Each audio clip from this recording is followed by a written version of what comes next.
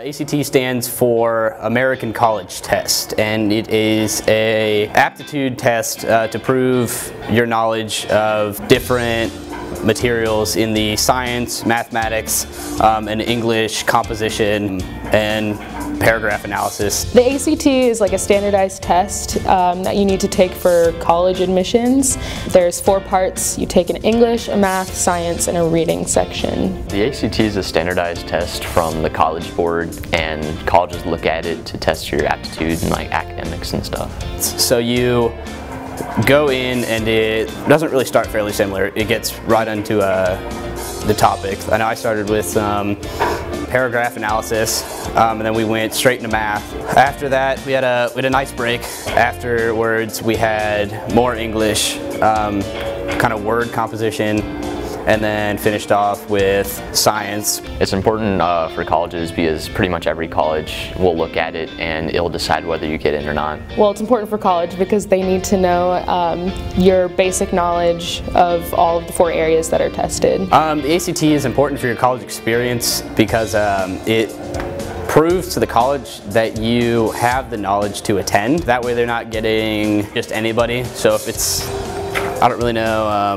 Harvard's, but I know the service academies that I intend on attending need those who can set themselves apart from the rest through academics. So the ACT is a good way to gauge where you stand. Before the ACT, like the day prior, I didn't even struggle to sleep. It didn't really faze me. It was one of those things that I didn't know what I was getting into until I was right there, sitting down to take the test. So I kind of felt indifferent about it. To me, I tried to treat it as though it was a summative, that way I could keep, or like just a test in school, that way I could keep my nerve down. I feel like it's necessary, but it's stressful, and afterwards you are just kind of questioning how well you did. After it, I was a little bit nervous on how I did, and once I got my score, I was really happy with it. But after it, I really wish that I had studied in certain fields more rigorously. There was, like, the English composition ones weren't all that difficult for me, but when it came to math, it was things from the past that I didn't quite remember because I kind of brushed it off. Preparing for the test, the best way is to take practice tests or tests from previous years. I took the Kaplan test prep to prepare for this test. It costs money, but it's helped a lot. Some strategies are take practice tests beforehand. You can look at tests from previous years and take those. It'll give you a really good idea, and you want to make sure you time yourself so you can keep up your pacing. Pacing is very important for the test. Some of the strategies are really making sure you are managing your time wisely, and then if there are certain areas that you know you need to work on, really hit those when you're practicing. Why did I take the ACT?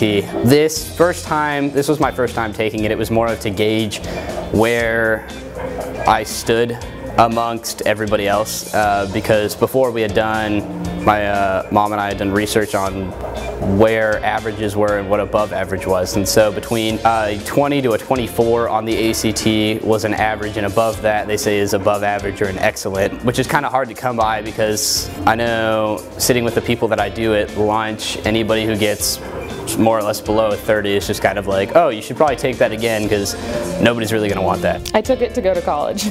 I took it the first time to see what the test was like and get a feel for it, and also so I could get into a good college. I think I scored really high 20s, but I don't think I didn't study hard enough to go above that.